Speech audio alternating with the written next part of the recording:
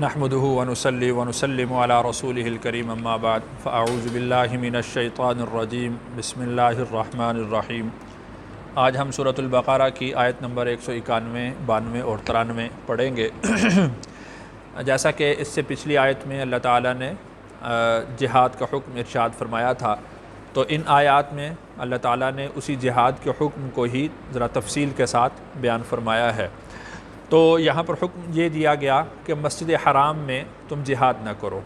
یعنی یوں سمجھ لیں کہ وہ مکان محترم ہے، وہ جگہ محترم ہے۔ من دخلہ کان آمنا، جو مسجد حرام میں داخل ہو جائے وہ بھلے کتنا ہی بڑا دشمن ہو، اس کو وہاں پر امن ہے۔ لیکن اگر بالفرض وہ دشمن تمہارے اوپر حملہ آور ہو جاتا ہے تو پھر تم اپنا دفاع کر سکتے ہو، تم اپنا تحفظ کر سکتے ہو اور وہاں پر بھی ان سے قتال کر سکتے ہو۔ اور پھر اللہ تعالیٰ نے ان کے لیے سخت حکم ارشاد فرمایا کہ تم ان کو وہاں سے نکال دو، اتنا مارو، قتل کرو کہ وہ وہاں سے چھوڑ کر وہاں سے بھاگ جائیں۔ لیکن دیکھیں کہ اللہ تعالیٰ نے پوری قوت کے ساتھ حکم کو بیان فرمایا، اور پھر اس کے بعد ساتھ ہی یہ بھی اعلان فرما دیا کہ اگر وہ لوگ باز آ جاتے ہیں، وہ لوگ رک جاتے ہیں، اللہ کی نافرمانی چھوڑ دیتے ہیں، شرک اور کفر اور لوگوں کو حق سے روکنا، اس سے وہ باز آ جاتے ہیں، تو اللہ تعالیٰ معاف کرنے والے ہیں۔ اللہ کی طرف سے معافی کا عام اعلان ہے، اس کو اللہ تعالیٰ نے یہاں پر بیان فرمایا۔ ترجمہ دیکھیں، وَقْتُلُوهُمْ، اور قتل کرو ان کو، حیث، جہاں، ثقفتموہم، تم پاؤ ان کو، یعنی تم جہاں پر بھی ان کو پاؤ تو ان کو قتل کرو، اس لیے کہ وہ تمہارے قتل کے در پہ ہیں، تو تم اقدامی جہاد کرو، آگے بڑھ کر تم ان لوگوں کو قتل کر دو اور ان کا قلع کما کر دو۔ وَأَخْرِجُوهُمْ، اور تم نکالو ان کو، من حیث، جہاں سے، اخرجوکم، انہوں نے تمہیں نکالا، یعنی وہ جو حرم کی جگہ ہے، مکہ مکرمہ ہے، انہوں نے تمہیں اتنا زج کیا، اتنا تنگ کیا کہ تم لوگ مجبور ہو کر وہاں سے نکل گئے۔ آج اللہ تعالیٰ کی طرف سے تمہیں اجازت ہے کہ اب وہ جہاں پر بھی تمہیں ملیں، وہ حل میں ہوں، حرم میں ہوں، جس جگہ پر بھی وہ تمہیں ملیں تم ان کو قتل کرو، یہاں تک کہ جس طرح تمہیں انہوں نے مجبور کیا تھا نکلنے پر، آج وہ مجبور ہو جائے نکلنے پر، اور جو جہاں پر ملے اس کو قتل کر دو، یہاں سے وہ نکل جائیں۔ والفتنۃ، اور فتنہ، اشد، زیادہ سخت ہے، من القتل، قتل سے۔ اللہ تعالیٰ نے فتنہ کو قتل سے زیادہ سخت فرمایا۔ فتنہ سے مراد کفر، علی الاعلان کفر ہے، علی الاعلان شرک ہے، اور لوگوں کو حق بات سے زبردستی روکنا ہے، یہ مراد ہے فتنہ سے۔ اور اللہ تعالیٰ نے زیادہ سخت فرمایا کہ فتنہ قتل سے بھی زیادہ سخت ہے، اس لیے کہ قتل میں تو بہت ساری حکمتیں ہو سکتی ہیں۔ مثال کے طور پر ایک شخص ہے ہی قاتل، عادی مجرم ہے قتل کرنے کا، تو اس کی حکمت کیا ہے، اس کی سزا کیا ہونی چاہیے کہ اس کو قتل کر دو تاکہ باقی لوگوں کی جان بچ جائے۔ اسی طرح اگر بالفرض اگر کوئی شخص شادی شدہ ہے اور وہ زنا کرتا ہے تو اس کی سزا کیا ہے، قتل ہے، اس لیے کہ یہ نسب جو ہے وہ خراب کرنے والا ہے تو اس کو قتل کر دیا جائے۔ تو قتل میں تو حکمت ہو سکتی ہے، لیکن فتنہ کے اندر، کفر کے اندر، شرک کے اندر اور حق بات سے روکنے کے اندر تو کوئی حکمت نہیں، یہ تو سراسر شر ہے، یعنی فتنہ ایسا ہے کہ جس میں سراسر شر ہے، تو لہٰذا یہ قتل سے بھی زیادہ سخت ہوا۔ وَلَا تُقَاتِلُوهُمْ، اور تم قتل نہ کرو ان کو، اور تم قتل نہ کرو ان کو، عند المسجد الحرام، مسجد حرام کے پاس، حتیٰ، یہاں تک کہ، یقاتلوکم، وہ قتال کریں تم سے، فیہ، اس میں۔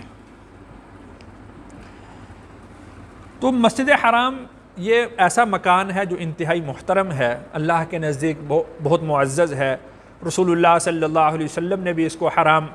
یعنی محترم قرار دیا، تو اس کے اندر قتال کی اجازت نہیں۔ جیسا کہ میں نے عرض کیا کہ کوئی کتنا ہی بڑا دشمن ہو، اگر وہ بیت اللہ میں چلا جاتا ہے، بیت اللہ میں داخل ہو جاتا ہے، تو اس کے لیے وہاں پر امن ہے، تو اللہ نے منع فرمایا کہ وہاں پر قتال نہیں کرو۔ ہاں البتہ اگر وہ لوگ تمہارے ساتھ وہاں پر قتال کرتے ہیں اور تمہیں مجبور کرتے ہیں تو تمہیں اپنے دفاع کا حق حاصل ہے، تو اگر وہ قتال میں ابتدا کریں تو پھر تم دفاعی طور پر ان سے قتال کر سکتے ہو۔ فَإِن قَاتَلُوكُمْ، پھر اگر وہ قتال کریں تم سے، فَقْتُلُوهُمْ، تو تم قتل کرو ان کو،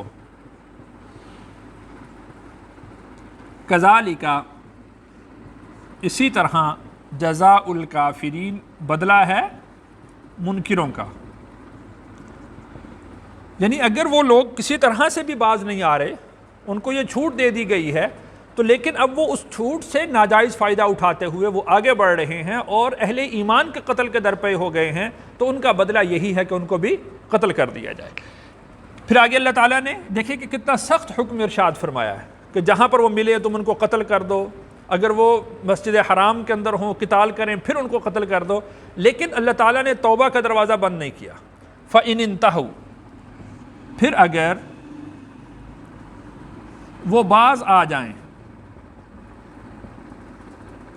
فَإِنَّ اللَّهَ، تو بے شک اللہ، غفور الرحیم، معاف کرنے والے، رحم کرنے والے۔ یعنی یوں سمجھ لیں کہ اللہ کی طرف سے توبہ کا دروازہ بند نہیں ہے، اللہ کی طرف سے توبہ کا دروازہ کھلا ہے۔ وہ لوگ اب دیکھیے کہ ان کا گناہ ہے، ان کا جو جرم ہے، اس کی قباحت کی انتہا دیکھیں کہ دنیا کے اندر سب سے مقدس شخصیت رسول اللہ صلی اللہ علیہ وسلم کی ہے، اور وہ آپ علیہ الصلوۃ والسلام سے قتال کر رہے ہیں، اور دنیا کے اندر سب سے مقدس مقام وہ مسجد حرام کا ہے، وہاں پر وہ قتال کر رہے ہیں، اور چونکہ آپ علیہ الصلوۃ والسلام نے اگر عمرہ کا ارادہ فرمایا تو وہ بھی ذی قعدہ میں تھا، اشہر حرم میں سے ہے، اگر وہ حج کے ایام ہیں تب بھی وہ اشہر حرم ہیں، تو مکان کے اعتبار سے بھی سب سے زیادہ مقدس جگہ، اور اشہر کے اعتبار سے، مہینے کے اعتبار سے، زمانے کے اعتبار سے بھی سب سے مقدس جگہ، اور مقابلے میں سب سے مقدس شخصیت، کائنات کی سب سے مقدس شخصیت یہ مقابلے میں ہے۔ یعنی ان کا کفر، ان کے کفر کی قباحت، ان کے گناہ کی قباحت، ان کے جرم کی برائی وہ کس قدر بڑھ گئی ہے، لیکن فَإِنِ انتہوا،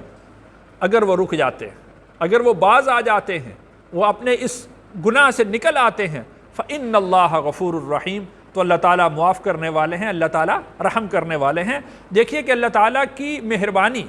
اللہ کی رحمت کس قدر وسیع ہے۔ وَقَاتِلُوهُمْ، اور قتال کرو ان سے، حتیٰ، یہاں تک کہ، لا تکون فتنہ، نہ رہے فتنہ، وَيَكُونَ الدِّينُ لِلَّهِ، اور ہو جائے دین اللہ کے لیے۔ یعنی جو فتنہ ہے، جیسے میں نے عرض کیا کہ کفر، شرک اور لوگوں کو زبردستی دین حق سے روکنا، تم ان سے قتال کرو یہاں تک کہ ان کی شان و شوکت ٹوٹ جائے، ان کا زور ٹوٹ جائے، ان کا غلبہ ٹوٹ جائے، وَيَكُونَ الدِّينُ لِلَّهِ، اور دین غالب ہو جائے کس کا؟ اللہ کا۔ یعنی شان و شوکت کس کی رہ جائے پھر؟ اللہ کی۔ اور پھر رسول اللہ صلی اللہ علیہ وسلم نے اس پر عمل بھی فرمایا، اور آپ نے ارشاد فرمایا کہ اخرج الیہود من جزیرۃ العرب، کہ جزیرہ عرب سے نکال دیا جائے۔ اور جو مکہ کے مشرک تھے ان کے لیے دو ہی آپشن تھے، یا تو یہ ہے کہ وہ مسلمان ہو جائیں، یا پھر یہ ہے کہ وہ قتل کر دیے جائیں گے، اس کے علاوہ ان کے لیے کوئی تیسرا آپشن نہیں تھا۔ تو وَيَكُونَ الدِّينُ لِلَّهِ، اللہ کا دین غالب ہو جائے، پھر اللہ نے رسول اللہ صلی اللہ علیہ وسلم کے ہاتھ پر دین کو غالب کیا۔ فَإِنِ انتہوا، پھر اگر وہ باز آ جائیں، فَلَا عُدْوَانَ، تو کوئی زیادتی نہیں،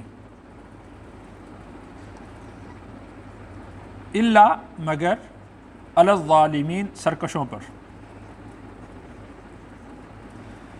یعنی اگر وہ باز آ جاتے ہیں جیسے میں نے پہلے عرض کیا ہے، پھر اگر وہ رک جاتے ہیں تو پھر ان کے لیے ان کے اوپر کوئی زیادتی نہیں ہوگی، یعنی وہ تو اب اسلام میں داخل ہو گئے، انہوں نے ایمان کو قبول کر لیا، اب ان کے ساتھ کوئی زیادتی نہیں کی جائے گی، ان کی جان محفوظ، ان کا مال محفوظ، ان کی عزت محفوظ، بالکل ان کے ساتھ کسی قسم کی کوئی زیادتی نہیں ہوگی۔ ہاں البتہ الا علی الظالمین، مگر جو سرکشی کریں گے، جو حدود سے تجاوز کریں گے، تو پھر ان کے لیے وہ پہلے والا حکم باقی رہے گا کہ ان کے ساتھ قتال ہی کیا جائے گا۔ تو یہاں پر میں ایک سوال کروں گا کہ یہاں پر فتنہ سے مراد کیا ہے، اور فتنہ کو قتل سے زیادہ سخت کیوں قرار دیا گیا؟ اللہ تعالیٰ سے دعا ہے اللہ تعالیٰ مجھے اور آپ کو قرآن کا فہم نصیب فرمائے۔